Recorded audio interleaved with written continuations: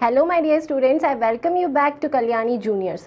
तो chapter first हम लोग पढ़ रहे हैं क्लास 8 एनसीईआरटी का। और अभी तक हम क्या बातें देख चुके हैं कि माइकल मोरपुर्गो ने जो लेटर एनवेलप को खोला, उस पूरे लेटर को जब उन्होंने पढ़ा तो बहुत ज़्यादा इमोशनल हो चुके हैं माइकल मोरपुर्गो। और अब इस पार्ट में, पार्ट थर्ड में हम ये देखने वाले हैं कि अब वो उस लेटर का क्या करते हैं। क्या वो कोनी से मिलते हैं, जिम मैकफर्सन इस दुनिया में है या नहीं, ये सारी बातें आज का ये जो पार्ट है, पार्ट थर्ड, इसमें हमें पता चलेंगी। तो स्टार्ट करते हैं हमारे पार्ट थर्ड को, the best Christmas present in the world, जो चैप्टर का टाइटल है वो टाइटल। अब अभी तक हमने जितने भी पार्ट्स पढ़े, पार्ट फर्स्ट और पार्ट सेकेंड, अभी तक पूरा लेटर के बारे में बात हो रही है, वो जो रोल टॉप डेस्क थी उसके बारे में बात हो रही है। अभी तक हम इस बात को जस्टिफाई नहीं कर पाए कि इसका ये जो टाइटल दिया हुआ है ऑथर ने, ये टाइटल किस बेसिस पर दिया। कहीं से कहीं तक क्रिसमस प्रेजेंट की बात तो हुई नहीं।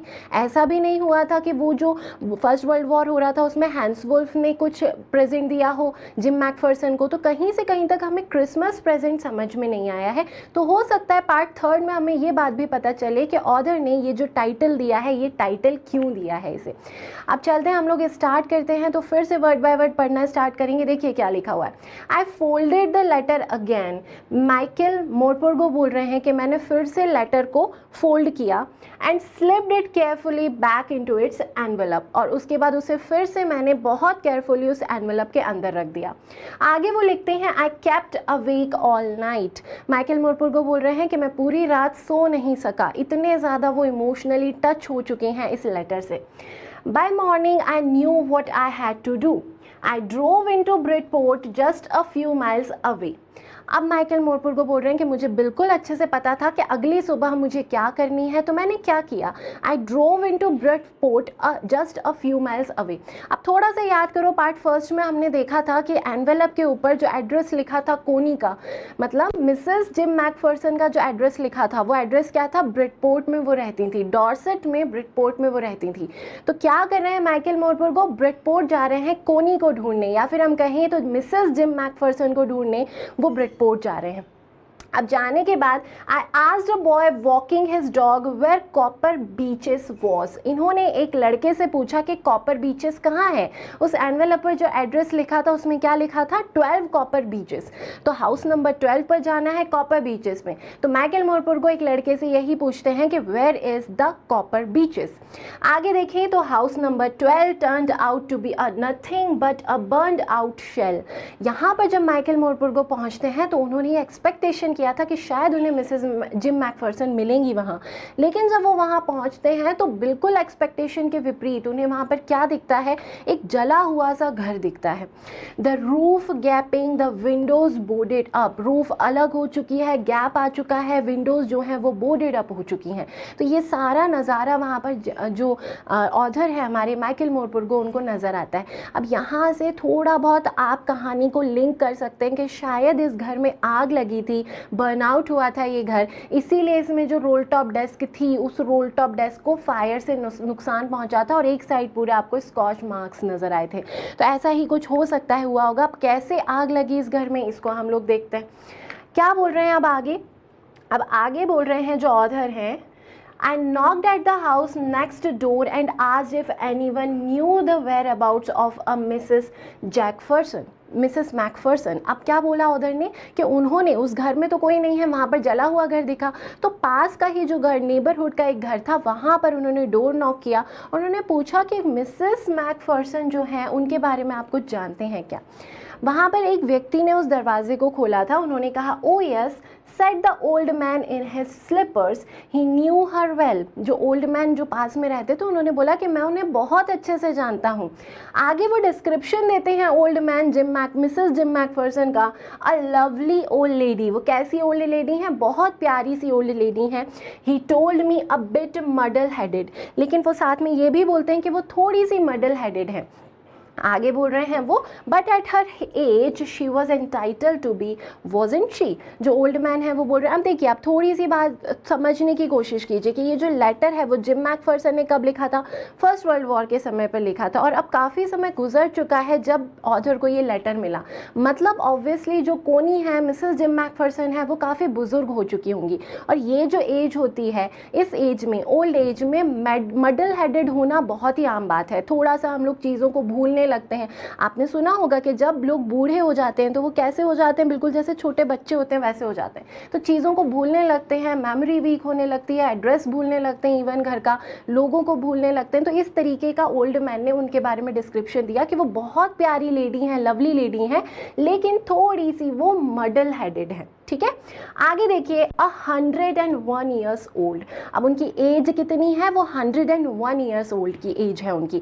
किसकी एज की बात हो रही है, मिसेस जिम मैकफर्सन जो कि कोनी है, उनकी एज 101 साल हो गई है। तो आप खुद भी इमेजिन कर सकते हैं कि इतनी ओल्ड एज में ये बहुत ही कॉमन सी बात है कि कोई व्यक्ति मेमोरी बहुत ज़्यादा वीक हो जाएगी, वो मडल हेडेड ऑब्वियसली हो जाएगा। आगे बढ़ते हैं तो आगे लिखा हुआ है she had been in the house when it caught fire. जो ओल्ड मैन है उन्होंने बोला कि जब फायर लगी थी इस आग में, जब ये बर्न आउट हुआ था, उस समय मिसेस जिम मैकफर्सन इस घर में ही थी। No one really knew how the fire had started, but it could well have been candles. अब आगे ओल्ड मैन बोल रहे हैं कि किसी को नहीं पता कि इस घर में आग कैसे लगी थी, लेकिन हो सकता है कि कैंडल्स की वजह से आग लगी हो। She used candles rather than electricity because she always thought electricity was too expensive. आगे ओल्ड मैन ने डिस्क्रिप्शन दिया कि वो जनरली इलेक्ट्रिसिटी की बजाय किसका यूज़ करती थी, कैंडल्स का यूज़ करती थी, क्योंकि वो कहीं ना कहीं ये सोचती थी, मिसेस जिम मैकफर्सन का ये मानना था कि इलेक्ट्रिसिटी बहुत ज़्यादा एक्सपेंसिव है, बहुत ज़्यादा पैसे लगते हैं इलेक्ट्रिसिटी में, तो आज तक अपने घर में कैंडल्स जलाती थी। तो हो सकता है कैंडल्स के कारण वहाँ पर आग लगी हो, वहाँ पर फायर कॉट हो गया हो उस घर में। आगे पढ़ते हैं तो आगे आग को बुझाने के लिए एक फायरमैन आता है। The fireman had got her out just in time. Old man बता रहे हैं कि बहुत सही समय पर वहाँ पर फायरमैन पहुँच जाते हैं और वो मिसेस जिम मैकफर्सन को घर के बाहर निकाल लेते हैं। मतलब मिसेस जिम मैकफर्सन जो हैं उन्हें ज़्यादा क्षति नहीं पहुँची है। She was in a nursing home now, he told me. Burlington house on the Dorchester road on the other side of town. अब आगे ओल्ड मैन ने ये बात बताई कि उनको कहाँ पर एडमिट किया गया है, मिसेस जिम मैकफर्सन को एक नर्सिंग होम में एडमिट किया गया है। नर्सिंग होम का एड्रेस भी उन्होंने बताया, बर्लिंगटन हाउस, जो कि टाउन के अदर साइड पर है। अब क्या करेंगे ऑदर, अब other obviously Mrs Jim McPherson से मिलने आए थे, तो वो कहाँ जाएंगे, इस नर्सिंग होम में जाएंगे। अब आगे देखते हैं कि आगे इस स्टोरी में क्या हुआ।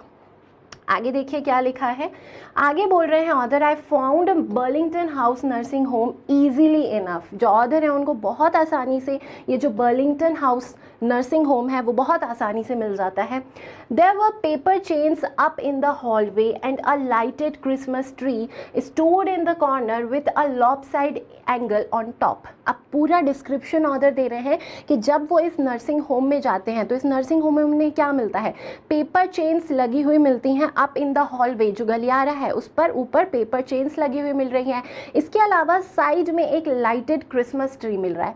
अब थोड़ा सा फिर से कहानी को लिंक कीजिए। हमने पार्ट फर्स्ट में ये देखा था कि जब ऑथर को रोल टॉप डेस्क मिलती है तो इस रोल टॉप डेस्क को वो सुधारना कब स्टार्ट करते हैं, क्रिसमस ईव पर सुधारना स्टार्ट करते हैं, और उसी समय वो उनको ये लेटर मिलता है, वो इस लेटर को पढ़ते हैं। मतलब ऑथर ने लेटर को क्रिसमस ईव पर पढ़ा था और अगली मॉर्निंग वो जा रहे हैं मिसेस जिम मैकफर्सन को ढूंढने, और ये अगली मॉर्निंग ही है। मतलब ये मॉर्निंग कौन सी मॉर्निंग है, ये क्रिसमस का दिन है फिर से। ठीक है, आगे ऑथर बोल रहे हैं, I said I was a friend come to visit Mrs McPherson to bring her a Christmas present.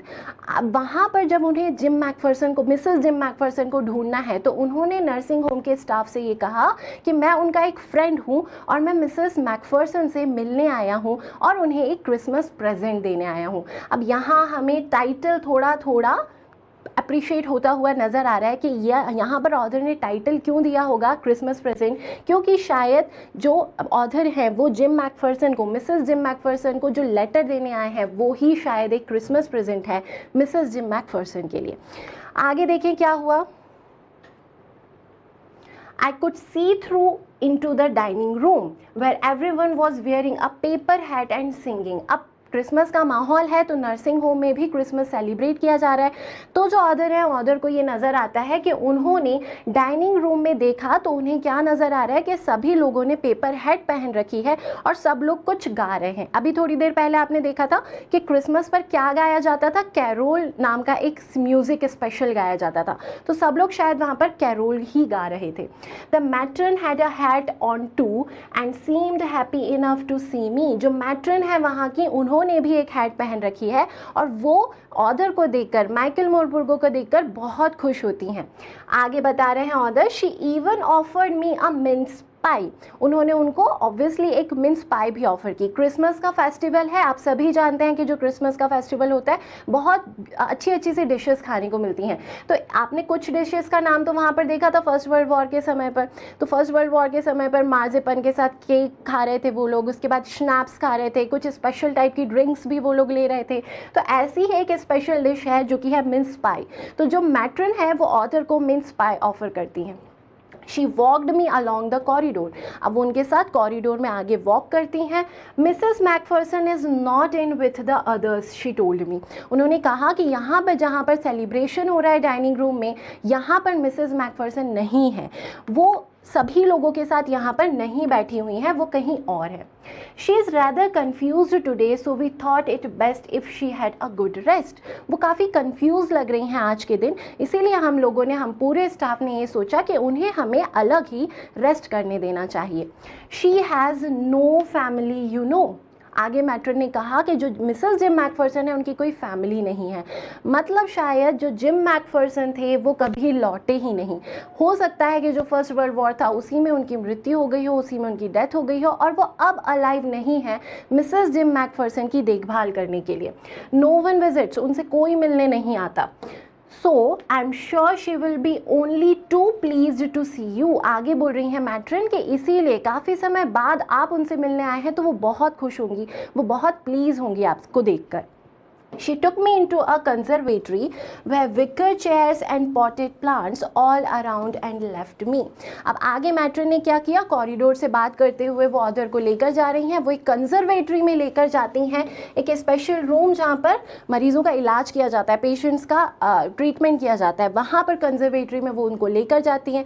Conservatory के बारे में भी ऑथर ने डिस्क्रिप्शन दिया कि वहाँ पर सब तरफ विकर चेयर्स दिख रही हैं और पॉटेड प्लांट्स दिख रहे हैं और वहाँ पर मैट्रन उन्हें अकेला छोड़ के चली जाती हैं।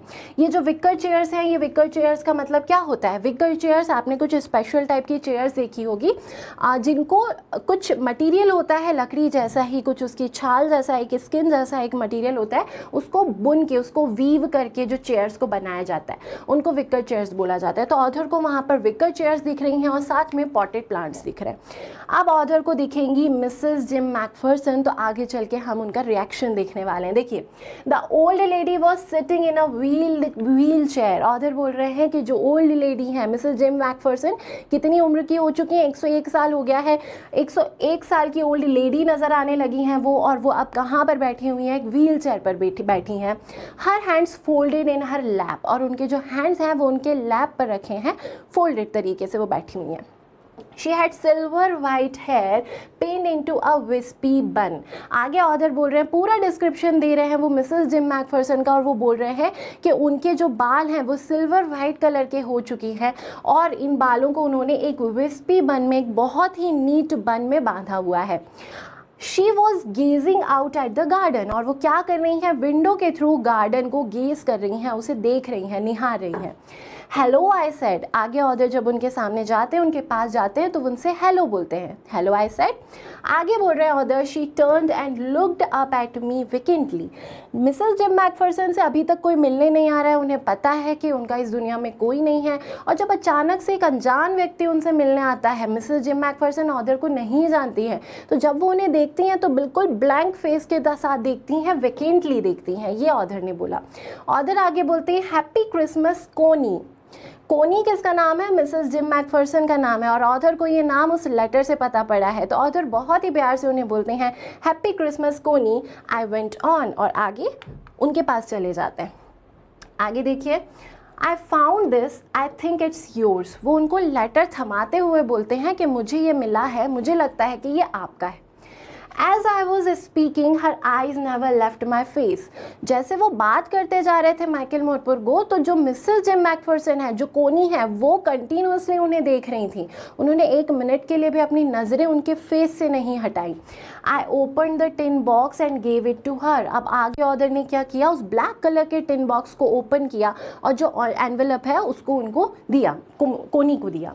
That was the moment her eyes lit up. वही मोमेंट था जब उनकी आंखों आंखों में चमक आ गई। जो बहुत प्यारी सी कोई चीज़ मिल जाती है तो जैसे हमारी आंखें चमक उठती हैं, वैसे ही यहाँ पर कोनी की आंखें लिट अप हो गई। With recognition and her face became suffused with a sudden glow of happiness. और सडनली उनको ये दिखता है कि वो उस लेटर को पहचान जाती हैं, वो उसे रिकग्नाइज कर लेती हैं और उनके चेहरे पर एक सेटिस्फैक्शन और एक बहुत प्यारा सा ग्लो नज़र आता है, जो हैप्पीनेस का ग्लो है। I explained about the desk, about how I had found it, but I don't think she was listening. जो ऑथर है वो आगे बता रहे थे कि मुझे कैसे ये डेस्क मिली, मैं कैसे उस जंक शॉप पर गया था, उसके बाद मैं इसे रिपेयर करने के लिए लाया। तो पूरी कहानी ऑथर बता रहे थे, लेकिन उनको ऐसा लग रहा था कि जो मिसेस जिम मैकफर्सन है, जो कोनी है, वो इनकी बातों को बिल्कुल नहीं सुन रही थी। वो सिर्फ क्या कर रही थी, उस लेटर को गेज कर रही थी, उसको निहार रही थी। अब देखिए यहाँ पर कुछ आपके इंपॉर्टेंट वर्ड्स आए, जैसे यहाँ पर अभी मैंने बोला lit up। एक्चुअल में lit up का मतलब क्या होगा, became bright with happiness excitement। तो हैप्पीनेस या एक्साइटमेंट के साथ आंखें चमक उठती हैं, उसके लिए यूज़ किया जाता है ये फ्रेज जो कि है lit up। आगे आप देखें तो suffused with, यहाँ पर आपने एक वर्ड देखा suffused with। suffused with का मतलब है glow of happiness spread all over her face। जब हम बहुत ज़्यादा खुश होते हैं तो हमारा चेहरा एक अलग तरीके से ग्लो करता है, तो वही जो ग्लो होता है चेहरे पर उसको बोला जाता है सफ्यूज्ड विथ ग्लो ऑफ हैप्पीनेस। इस तरीके से आप उसको यूज़ करेंगे, ठीक है। अब यहाँ तक आपको क्या समझ में आया कि ऑथर जाकर मिल चुके हैं मिसेस जिम मैकफर्सन से, उन्होंने उन्हें ढूंढ लिया है और साथ में उनको लेटर भी हैंड ओवर कर दिया है। अब हमें देखना है रिएक्शन, कोनी का रिएक्शन क्या है।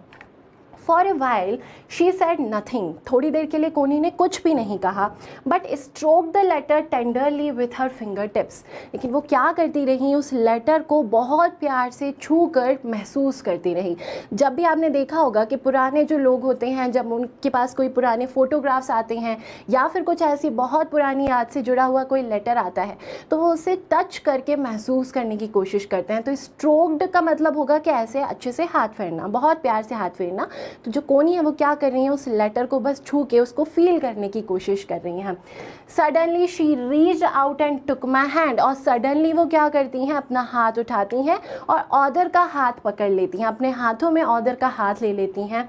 Her eyes were filled with tears, और उनकी जो आंखें हैं उनकी आंखों में आंसू आ जाते हैं। ऑब्वियसली वो बहुत ज़्यादा इमोशनल हो जाती हैं उस लेटर को देखकर।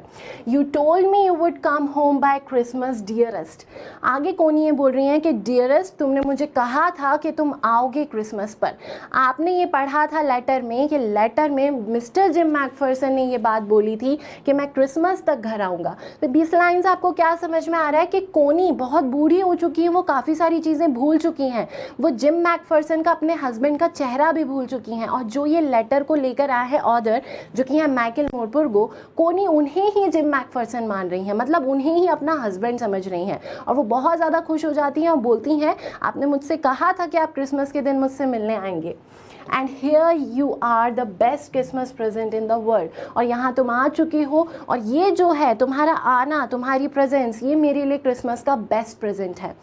कम closer Jim dear, sit down. आगे जो मिसेस जिम मैकफर्सन है, जो कोनी है, वो बोलती हैं, कम जिम, मेरे पास आओ और यहाँ पर बैठो। तो आपको पूरी बात क्या समझ में आ रही है कि मिसेस जिम मैकफर्सन, जो कोनी है, वो इतनी ज़्यादा बुजुर्ग हो चुकी हैं कि वो मिस्टर जिम मैकफर्सन का चेहरा भूल चुकी हैं, अपने हस्बैंड का चेहरा भूल चुकी हैं, लेकिन उन्हें वो लेटर याद है और उसमें लिखी हुई जो बातें हैं वो बातें याद हैं, और माइकल मोरपुर्गो को वो अब जिम समझ रही हैं। ये इस तरीके का आप पूरा यहाँ पर देख सकते हैं। रिएक्शन आप देख सकते हैं यहाँ पर बुक में दिया हुआ है। ये आपको मिसेस जिम मैकफर्सन कोनी दिख रही हैं, और ये कौन है, माइकल मोरपुर्गो है। माइकल मोरपुर्गो काफ़ी यंग हैं, लेकिन मिसेस कोनी जो हैं, मिसेस जिम मैकफर्सन जो है, वो इतनी बुजुर्ग हैं कि वो कुछ इन सब बातों को सोच नहीं पा रही। उन्हें लग रहा है कि जिम ही आए हैं, उनके जिम मैकफर्सन आए हुए हैं। आई सेट डाउन बिसाइड हर। अब जो माइकल मोरपुर्गो हैं वो कुछ नहीं बोलते, वो चुपचाप उनके पास में बैठ जाते हैं। एंड शी किस्ड माई चीक, और जो कोनी है वो क्या करती हैं, उनकी चीक पर किस करती हैं। I read your letter so often Jim. आगे कोनी बोल रही हैं कि मैंने कई बार तुम्हारा लेटर पढ़ा। ऑफन का मतलब बहुत अक्सर मैंने तुम्हारा लेटर को पढ़ा। एवरी डे मतलब करीब करीब हर दिन मैं तुम्हारे लेटर को पढ़ती थी। I wanted to hear your voice in my head. तो कई बार वो लेटर को पढ़ते हुए जो जिम मैकफर्सन है उनकी आवाज़ को पहचानने की कोशिश कर रही होती थी, उसको फील करने की कोशिश कर रही होती थी। तो वो आगे यही बोल रही हैं, I wanted wanted to hear your voice, मैं कुछ नहीं चाहती थी, मैं हमेशा से चाहती थी कि मुझे एक बार तुम्हारी आवाज़ सुनाई दे। It always made me feel you were with me, तो जब भी वो लेटर को पढ़ती थी तो हमेशा उन्हें ये फील होता था कि जिम मैकफर्सन उनके साथ ही हैं। एंड नाउ यू आर, और अब तुम आ गए हो। तो माइकल मोरपुर्गो को मान रही हैं कोनी, जो इतनी बुजुर्ग हो चुकी हैं, वो उनका हस्बैंड मतलब जिम मैकफर्सन मान रही हैं। आगे लिखा हुआ है now you are back, you can read it to me yourself. अब तुम जब आ गए हो तो प्लीज़ तुम ऐसा करो कि तुम मुझे ये लेटर अपनी आवाज़ में पढ़ के सुनाओ। Would you do that for me gym? आगे बोल रही हैं कोनी कि जिम डियर, क्या तुम ऐसा मेरे लिए करोगे? I just want to hear your voice again, मैं कुछ नहीं चाहती, मैं सिर्फ एक बार तुम्हारी वॉइस फिर से सुनना चाहती हूँ। I would love that so much, और मुझे ये सबसे ज़्यादा प्रिय है। And then perhaps we will have some tea, और उसके बाद हम लोग क्या करेंगे, हम लोग चाय पियेंगे। तो पूरा आप एक डिस्क्रिप्शन देख सकते हैं कि एक वाइफ जो काफ़ी समय से अपने हस्बैंड का वेट कर रही थी, अब उन्हें ऐसा लग रहा है कि जो व्यक्ति लेटर लेकर आया है वो उनका हस्बैंड है।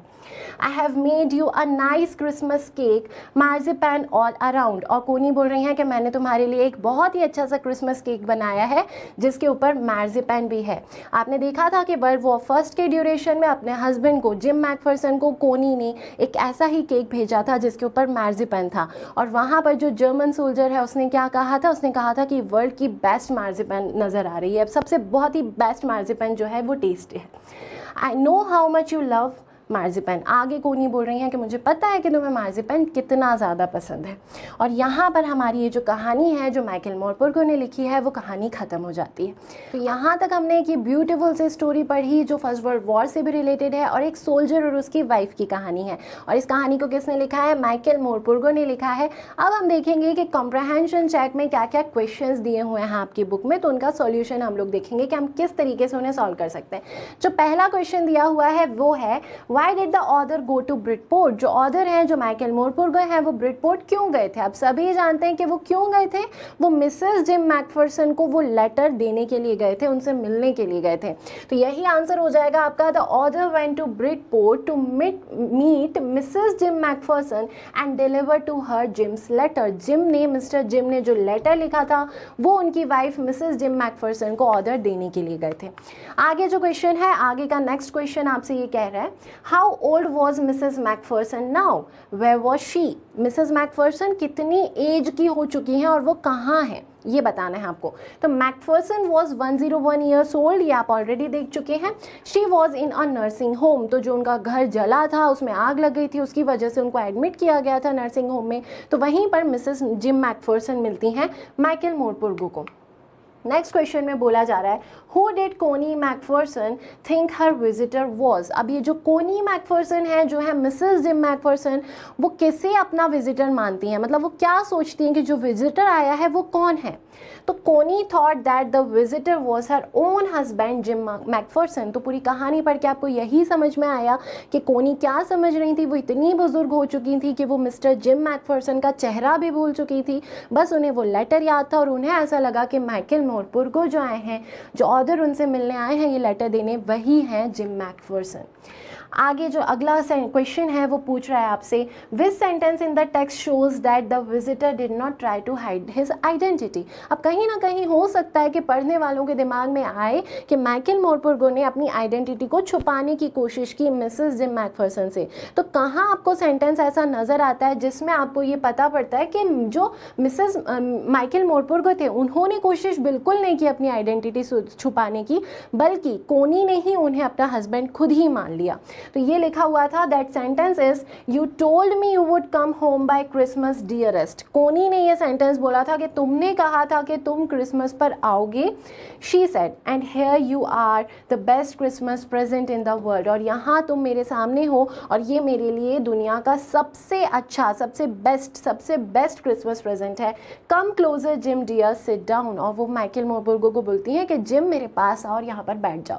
तो मिस्टर माइकल मोरपुर्गो ने ये बात नहीं बोली थी कि मैं जिम मैकफर्सन हूँ, कोनी ने खुद ही ये बात मान ली कि वही लेटर लेकर आए हैं, तो वही उनकी डियरेस्ट हस्बैंड जिम मैकफर्सन है। तो यहाँ पर आपका ये जो चैप्टर फर्स्ट है वो पूरी तरीके से खत्म होता है। आपने पार्ट फर्स्ट, पार्ट सेकेंड और पार्ट थर्ड को इसमें पढ़ा, और बहुत ही एक ब्यूटीफुल स्टोरी थी जिसे लिखा गया था माइकल मोरपुर्गो के द्वारा। Thanks for watching.